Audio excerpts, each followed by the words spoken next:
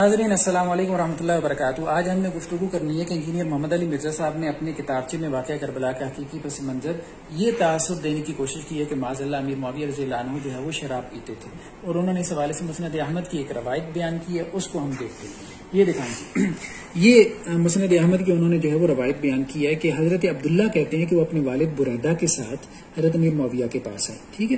حضرت امیر معاویہ نے انہیں قالین پہ بٹھایا، پھر کھانا لایا گیا جو سب نے کھایا، پھر ایک مشروب لایا گیا، ٹھیک ہے۔ یہ مشروب تو ترجمہ ٹھیک کیا، پھر حضرت معاویہ نے وہ جو مشروب جو ہے نا وہ پیا، اور وہ برتن کیا کیا، حضرت بریدہ کو پکڑا دیا، ٹھیک ہے، یعنی راوی کے والد کو۔ تو پھر انہوں نے فرمایا، یہ کس نے فرمایا؟ یہ بریکٹ میں اضافہ کیا سیدنا بریدہ نے، یہ غلط انہوں نے اضافہ کیا بریکٹ میں، حدیث میں الفاظ کیا انہوں نے فرمایا، یہ اصل میں حضرت امیر معاویہ نے فرمایا تھا۔ تو کیا فرمایا کہ جب سے اس مشروب کو رسول اللہ علیہ وسلم نے حرام قرار دیا تب سے میں نے کبھی اسے نوش نہیں کیا۔ اب آپ دیکھیں کہ تاثر کیا دینے کی کوشش کی ہے مرزا صاحب نے اس غلط ترجمے کے ذریعے بریکٹیں لگا کے کہ حضرت امیر معاویہ کے پاس حضرت بریدہ آئے اور ان کے بیٹے آئے، کھانا لایا گیا، ایک مشروب لایا گیا، حضرت امیر معاویہ نے پیا، حضرت معاویہ نے رضی اللہ عنہ نے پینے کے بعد حضرت بریدہ کی طرف وہ برتن بڑھا دیا، تو حضرت بریدہ یہ کہہ رہے ہیں کہ جب سے اللہ کے رسول نے اس کو حرام قرار دیا میں نے ہاتھ بھی نہیں لگایا۔ گویا کہ حضرت بریدہ یہ کہہ رہے ہیں کہ امیر معاویہ تم تو شراب پی رہے ہو، ٹھیک ہے، یہ تاثر دینے کی کوشش کی ہے۔ حالانکہ آپ اس روایت کو جب آپ دیکھیں، یہ مسند احمد کی روایت ہے، ٹھیک ہے، یہ اس کا جو ہے وہ عربی متن ہے کہ یہ عبداللہ کہتے ہیں میں اپنے والد کے ساتھ حضرت امیر معاویہ کے پاس آیا، کھانا کھایا، اتینا بشراب، پھر مشروب لایا گیا، شراب سے مراد مشروب ہے، ٹھیک ہے، پھر حضرت معاویہ نے وہ مشروب پیا، ثم ناول ابی، پھر وہ برتن میرے والد کو پکڑا دیا، ثم قالا، پھر کس نے کہا؟ وہی پیچھے ذکر کس کا ہے؟ حضرت معاویہ کا، ٹھیک ہے۔ یہ پروناؤن، یہ جو ضمیر ہے ان کی طرف جو ہے وہ لوٹ رہی ہے نا، ٹھیک ہے۔ حضرت امیر معاویہ نے کہا، کیا کہا کہ جب سے اللہ کے رسول وسلم نے اس کو حرام قرار دیا میں نے اس کو ہاتھ بھی نہیں لگایا۔ اور حضرت امیر معاویہ آگے کیا کہہ رہے ہیں کہ جوانی میں مجھے دو چیزیں بہت پسند تھیں، ایک تو دودھ لبن، اور دوسرا یہ کہ قصہ گو آدمی۔ تو حضرت امیر معاویہ رضی اللہ تعالیٰ عنہ بیسیکلی جو ہے وہ اپنی صفائی پیش کر رہے ہیں، نہ کہ حضرت بریدہ اعتراض کر رہے ہیں حضرت امیر معاویہ کے اوپر رضی اللہ عنہما، ٹھیک ہے۔ اس حدیث کو سمجھنے کی کوشش کریں، یہ غلط ترجمے کے ذریعے اس نے یہ تاثر دینے کی کوشش کی ہے، ضمیر کو غلط طرف اس نے لوٹایا ہے۔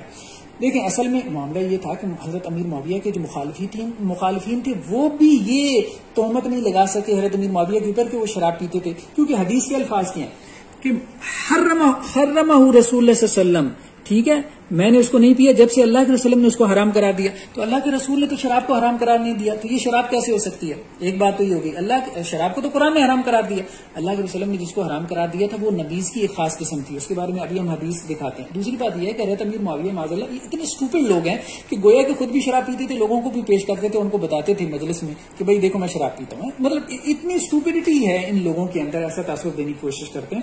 اصل میں یہ جو ہے حضرت امیر معاویہ کا یہ جو کہنا تھا یہ شراب کے بارے میں بھی نہیں تھا، بلکہ یہ نبیذ کے بارے میں تھا، کیونکہ ان کے مخالفین نے شراب کا الزام تو حضرت امیر معاویہ پہ نہیں لگا سکے، لیکن نبیذ پینے کا انہوں نے الزام لگایا تھا۔ نبیذ کی بعض صورتیں ایسی ہیں جیسا کہ دیکھیں، یہ صحیح مسلم کی روایت ہے، اللہ کے رسول نے نبیذ کی بعض صورتوں کو جائز قرار دیا، ٹھیک ہے، اور اللہ کے رسول نے کہا کہ بعض صورتیں اس کی ناجائز ہیں۔ نبیذ کیا ہے کہ جیسے پانی کے اندر نا کھجوریں رکھ کے نا صبح کے وقت، شام کو جو ہے وہ ایک میٹھا شربت بن جاتا تھا، عرب اس کو استعمال کر لیتے تھے، تو اللہ کے رسول نے کہا کہ کچی اور پکی کھجوروں کی نبیذ نہ بناؤ، کشمش اور خشک کھجوروں کی نبیذ نہ بناؤ، ہاں دونوں کی الگ الگ نبیذ بنا سکتے ہو، ٹھیک ہے۔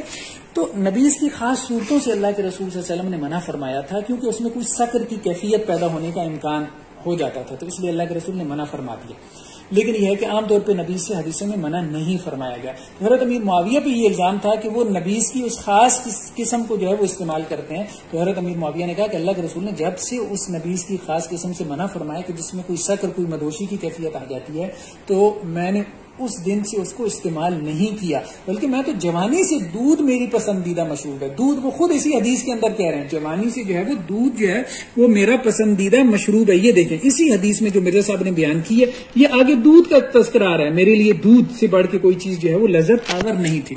لیکن مرزا صاحب پتہ نہیں بات کو کہاں پھر آ کے جو ہے وہ لے جاتے ہیں.